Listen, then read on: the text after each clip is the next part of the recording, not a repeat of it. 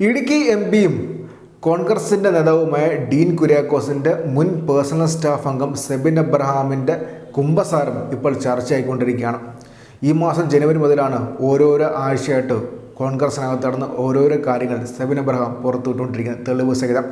കഴിഞ്ഞ ആഴ്ചകളിൽ ഇടുക്കിയിലെ SFIയുടെ രക്തസാക്ഷിയായ ധീരജ് കൊലപാതക കേസിലെ വ്യക്തമായ വിവരങ്ങളാണ് സെബിൻ പുറത്തുവിട്ടത്. രണ്ടും ആ ദിവസം എങ്ങനെയാണ് കോൺഗ്രസ്സുകാർ അഭിമുഖീകരിച്ചതെന്നും മാത്രമല്ല അതിനു വേണ്ടി ഉപയോഗിച്ച ആയുധം കോൺഗ്രസ്സുകാർ എങ്ങനെയാണ് ഒളിപ്പിച്ചതെന്ന കാര്യം കൂടി സെബിൻ വ്യക്തമാക്കിയിരുന്നു. അന്ന് തന്നെ സെബിൻ പറഞ്ഞൊരു പ്രധാനപ്പെട്ട മറ്റൊരു കാര്യമാണ്, കഴിഞ്ഞ വർഷം കോൺഗ്രസിനെ ഏറെ പിടിച്ചുകുലുക്കിയ യൂത്ത് കോൺഗ്രസ് ഇലക്ഷൻ സംഭവത്തിൽ അതിൽ വ്യാജ ID ഉപയോഗിച്ചുവെന്ന സംഭവത്തിൽ തൻ്റെ പക്കൽ തെളിവുകളുണ്ടെന്നും തൻ്റെ പക്കൽ അതിന് വ്യക്തമായ ആധാരങ്ങളുണ്ടെന്നും അത് പുറത്തുവിടുമെന്നും സെബിൻ വ്യക്തമാക്കിയിരുന്നു. എങ്ങനെയാണ് യൂത്ത് കോൺഗ്രസ്സുകാർ വ്യാജ ID ഉപയോഗിച്ച് തങ്ങളുടെ സംഘടന ഇലക്ഷൻ അട്ടിമറിച്ചെന്ന് അത് വ്യക്തമാക്കുമെന്നും സെബിൻ പറഞ്ഞിരുന്നു. ആ കാര്യം ഇപ്പോൾ സെബിൻ പറഞ്ഞിരിക്കുകയാണ്. തൻ്റെ ഫേസ്ബുക്ക് പേജിൽ സെബിൻ ഈ കാര്യം പരസ്യമായിട്ട് പുറത്തു വിട്ടിട്ടുണ്ട്. അതിൽ സെബിൻ പറയുന്നത് ഇങ്ങനെയാണ്: സംഘടനയെ വിഴുങ്ങിയ വ്യാജ വോട്ടുകൾ. പുതിയതും മികച്ചതുമായ ആശയമായിരുന്നു സംഘടന ഇലക്ഷൻ ഓൺലൈൻ ആക്കിക്കൊണ്ടുള്ളത്. എങ്കിലും അത്യാവശ്യം ഉടായിപ്പ് അറിയാവുന്നവർക്ക് സിമ്പിളായി അട്ടിമറിക്കുന്നതിനുള്ള ലൂപ്പ് ഇലക്ഷൻ പ്രക്രിയയിൽ ഉടനീളം ഉണ്ടായിരുന്നു. അത് ഞങ്ങൾ പരമാവധി ഉപയോഗിച്ചിരുന്നു.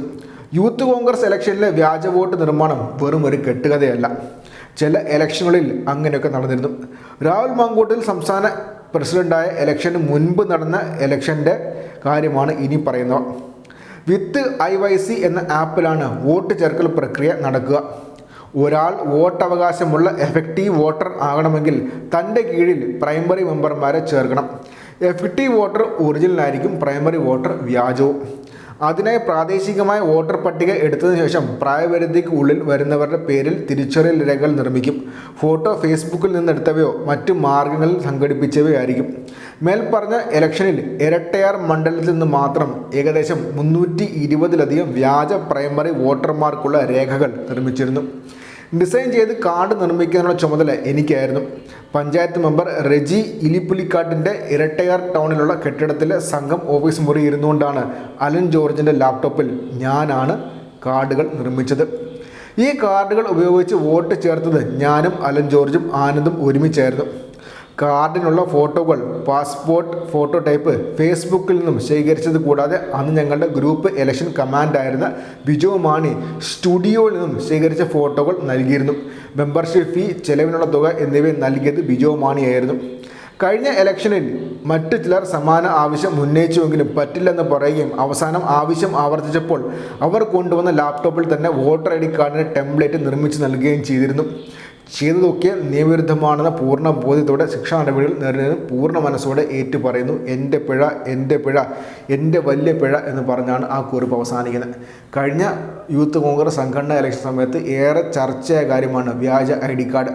അതും ഇലക്ഷൻ ID തന്നെ വ്യാജ ID കാർഡ് നിർമ്മിച്ചു എന്നായിരുന്നു പരാതി. അതിൻ്റെ ഭാഗമായിട്ട് അന്വേഷിക്കുകയും രാഹുൽ മാങ്കൂട്ടത്തിനൊപ്പം സ്ഥിരമായിട്ട് യാത്ര ചെയ്യുന്ന ഒരു പ്രധാനപ്പെട്ട യൂത്ത് കോൺഗ്രസ് നേതാവിനെ അതിൻ്റെ ഭാഗമായിട്ട് അറസ്റ്റ് ചെയ്യും. പിന്നെ അതിൻ്റെ ഭാഗമായിട്ടുള്ള അന്വേഷണം നടന്നുകൊണ്ടിരിക്കുകയാണ്. രാഹുൽ മാങ്കൂട്ടത്തിൽ ഇങ്ങനെയാണ് യൂത്ത് കോൺഗ്രസിൻ്റെ സംസ്ഥാന അധ്യക്ഷനായത് എന്ന് അന്ന് തന്നെ ആരോപണം ഉയർന്നു.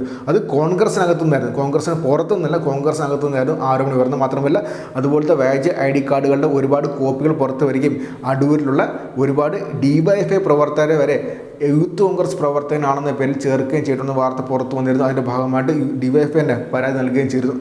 അത്ര ശക്തമായ സംഭവമായിരുന്നു. ആ കാര്യത്തിനകത്താണ് ഇപ്പോൾ പുതിയ തെളിവുകൾ പുറത്തു വന്നിട്ടുള്ളത്. മാത്രമല്ല ആ ഇലക്ഷൻ ID കാർഡിൻ്റെ ടെംപ്ലേറ്റ് നിർമ്മിച്ചത് സെബിൻ എബ്രഹാം ആണെന്ന് സെബിൻ ഇപ്പോൾ വ്യക്തമാക്കിയിട്ടുമുണ്ട്. അപ്പോൾ അത് ഉപയോഗിച്ചുകൊണ്ട് വ്യാജ ID കാർഡ് നിർമ്മിച്ചുണ്ടാകാം. അത് രാജ്യദ്രോഹത്തിന് സമാനമായ കുറ്റമാണ്.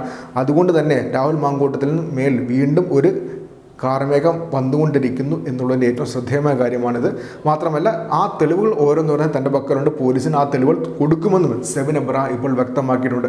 അപ്പോൾ ആദ്യത്തെ മനസ്സിലാകുന്ന കാര്യം, യൂത്ത് കോൺഗ്രസ് സംഘടന ഇലക്ഷന് വേണ്ടി യൂത്ത് കോൺഗ്രസ്സുകാർ, രാഹുൽ മാങ്കൂട്ടത്തിൽ അടക്കമുള്ള യൂത്ത് കോൺഗ്രസ്സുകാർ വ്യാജ ID ഉപയോഗിച്ചു. ഇത് ആദ്യമായിട്ടല്ല. കഴിഞ്ഞ രാഹുൽ മാങ്കൂട്ടത്തിൽ അധ്യക്ഷനായ ഇലക്ഷനിൽ മാത്രമല്ല അതിനു മുമ്പുള്ള ഇലക്ഷനകത്തും ഇതുപോലെ ഒരുപാട് വ്യാജ ID കാർഡ് നിർമ്മിച്ചിട്ടുണ്ട് എന്നാണ് ഇപ്പോൾ ഒരു മുൻ യൂത്ത് കോൺഗ്രസ്സുകാരൻ, ഒരു MPയുടെ പേഴ്സണൽ സ്റ്റാഫിൽ അംഗമായിരുന്ന മുൻ യൂത്ത് കോൺഗ്രസ്സുകാരൻ ഇപ്പോൾ വെളിപ്പെടുത്തിയിട്ടുള്ളത്.